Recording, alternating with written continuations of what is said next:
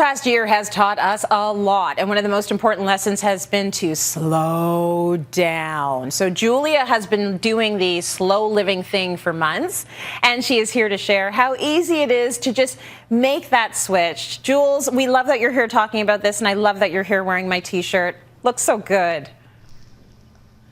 Don't you love it? I love it so much. I kept joking. I'm like, I'm going to have to phone Sarah Gunn to make sure we're not wearing it on the same day, on the same show. But honestly, Tracy, slow living is just, it's such an amazing movement, and it's really easy to accomplish. What you want to do, Tracy, is you want to get rid of all of your furniture. You want to, no, I'm just lying. The only reason I have no furniture is because we just renovated our floors. Phew! But really, that's one of the biggest myths that come along with slow living. It's like, you know, live with nothing, or everything has to be in slow motion. That's not slow living. You know, it's not about that. Or it has to look a certain way, Tracy. Like you have to live on a farm and have chickens out in the backyard dropping eggs everywhere. No, that's not slow living. You can live anywhere in the world in a downtown condo, you know, and take public transit every day, and you're still practicing slow living. Slow living movement really just advocates a cultural change to slowing down the pace of life. That's really all it is.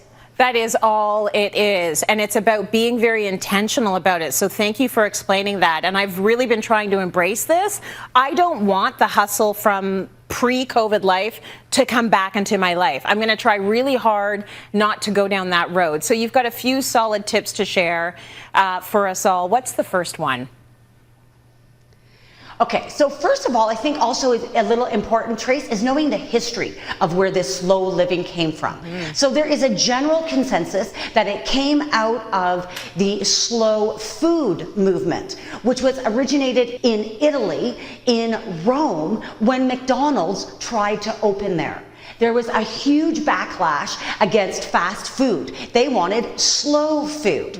So it's sort of this cultural, like, why would you rush such a cultural, amazing event like eating? So that spun off this idea that we could have a slow lifestyle, slow fashion, slow travel. So that's where it comes from. And really, Tracy, it's not hard to do. I think the main number one thing is prioritizing.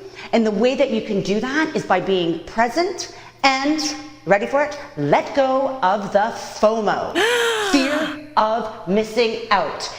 Get it out. You got to ditch that. That is the one that will just kill you. It's, you know, it's so hard now because everything's on social media and we see this and people are having this and that and their lives look so good. I want to do that. No, you don't. You don't want to do that. You want to do what's important to you. So prioritize that, you know, and the way to do that, Trace, is by being present. This is like the biggest word, right? Present. Are you present? Be present. I'm like, what does that mean? Like, I'm here. Yes, I'm here. Of course I'm here. So what does that mean? So really, Tracy, we come from a generation where we were just multitasking, right? It's like, if you could do, you know, make a martini, breastfeed, and vacuum, you were a good mom all at one time. You know, that's not being present. Being present is simple. Do one thing at a time and pay attention to what you're doing. That's it. You don't need to like be a huge meditator to understand what being present is. That's it. One thing at a time and focus on that and lose the FOMO. There's so many little things, and by the way, that is so much easier said than done because social media is a creator of FOMO. What do you have for us next? Okay, so this one's a personal one for me, and it's make a meal. Okay, so that's what's important to me. I want to make sure that throughout the day, at least once in the day, that I'm sitting down having a meal that we've created. Again, embracing slow food is a really easy way to embrace this. And that's important to us. And Tracy, you gotta be realistic. I got 3 teenagers in the house. Like, we're not sitting down for 3 meals a day, churning our own butter. Like, we are just making sure that this happens for us once a day. And again, that's a personal thing for me. So making a meal is really important and an easy one that you can do. Yeah, our meals are getting better and better during COVID, actually, for sure. So up next, change our shopping habits. I am working on this one very diligently. How do we do that? Okay, this is my favorite, conscious consumption. Okay, really slowing down what you buy. Spending that time to think about, do I need this or do I want this? And Tracy, there's nothing wrong with wanting something, nothing wrong at all. But you need to understand the difference, because what that does is that it means that everything that comes into your life are things that you need and truly do want. And they will bring happiness, because not everything you buy will give you happiness. But if you slow that down and make really smart purchases, it will bring that happiness that you do need.